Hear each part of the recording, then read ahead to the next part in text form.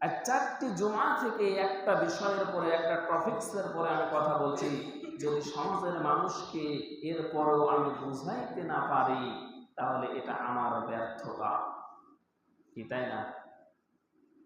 গত জুমার যে বিষয়টা ছিল যে আপনি নিজে যে জাহান্নামের আগুন থেকে বাঁচবেন, আপনার নাফসকে যে বাঁচাবেন, এর উপায়গুলি। আজকের আলোচনার বিষয় হচ্ছে যে আল্লাহ রাব্বুল আলামিন যে বললেন, তুমি নিজে জাহান্নাম থেকে বাঁচো, এরপরে তোমার আহাল পরিবারকে বাঁচাও। আজকের আলোচনার বিষয়টুকু হবে এটাই যে আমরা নিজে বাঁচবো শুধু এমনটা তা নয়, আমাদের নিজে বাঁচার সাথে সাথে আমাদের অধীনস্থ যারা আছে, আমাদের অধীনস্থদেরকেও আমরা জাহান্নামের আগুন থেকে বাঁচাবো। এই অধীনস্থদেরকে বাঁচানোর শিক্ষা। তাহলে আজকের আলোচনার বিষয় হচ্ছে আমাদের অধীনস্থ যারা আছে এদেরকে আমরা জাহান্নামের আগুন থেকে বাঁচাবো। এই জাহান্নামের আগুন থেকে বাঁচাতে হলে অবশ্যই তাদেরকে উপদেশ প্রদান করতে হবে, কি তাই না? না আমি ভুল বললাম? কোনো মানুষকে যদি কোনো জায়গাতে যাওয়ার জন্য নিষেধ করা হয়, তাকে তাহলে সে বিষয়ে অবগত করতে হবে না? যেমন আমরা উদাহরণস্বরূপ বলা যায় যে আমাদের ছোট ছোট বাচ্চাগুলিকে আমরা নিষেধ করি, তোমরা পুকুরে যাও না। এর উদ্দেশ্য কি? যে পুকুরের পানিতে তুমি পড়ে যাবে, তুমি সাঁতার জানো না, তুমি ডুবে যাবে, এতে করে তোমার প্রাণ সংশয় হতে পারে, তোমার জীবন চলে যেতে পারে। এই যে পুকুরের পাড়ে যাওয়ার কুফল সম্পর্কে আমাদের বাচ্চাদেরকে আমরা জানাইলাম, কিন্তু আল্লাহ রাব্বুল আলামিন যে আমাদেরকে নির্দেশ দিলেন, ইয়া আইয়ুহাল্লাযীনা আমানু কু আনফুসাকুম ওয়া আহলিকুম নারা, তোমরা জাহান্নামের আগুনের কুফল সম্পর্কে তোমাদের আহাল পরিবারদেরকে জানিয়ে দাও। এটা আমাদের জন্য ফরজ না ফরজ নয়? কথা বলেন। এই জাহান্নামটা কি? জাহান্নামের অগ্নি কি? জাহান্নাম কত ভয়াবহ, এই সম্পর্কে আমাদের সন্তানদেরকে, আমাদের আহালদেরকে, আমাদের পরিবারদেরকে এর সম্পর্কে জানিয়ে দেওয়া আমাদের জন্য ফরজ। আপনি যদি সারাদিন বলেন এটা আগুন, এটা আগুন, এটা আগুন, কিন্তু এর কার্যকারিতা কি এটা একবার বললেন না। আপনার সন্তানটা জানবে এটা আগুন, কিন্তু এর কার্যকারিতা কি, এর ক্ষমতা কি, এর পাওয়ার কি, এটা আপনি বললেন না, আপনার সন্তান এটা জানবে না।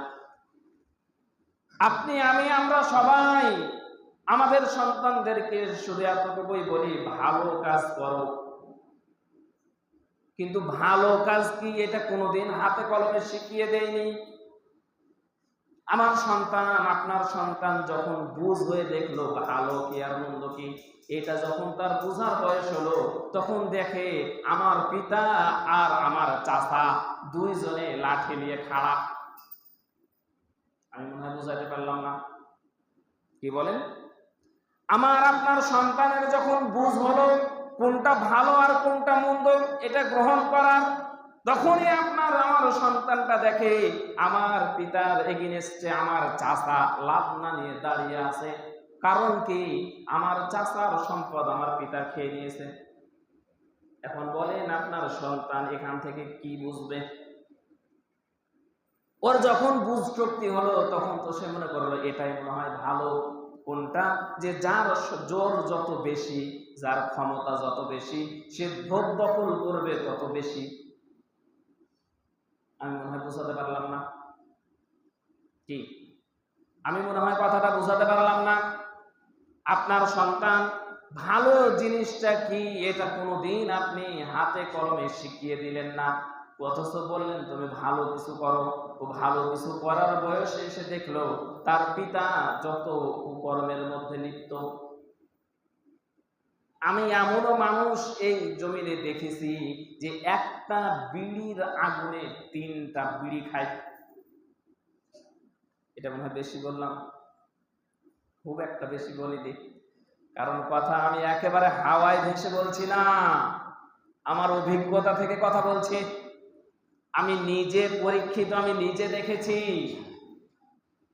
বলে আপনি কোনে দেখলেন? আপনি তো বিড়িখোরদের সাথে বসেন না, কি তাই না?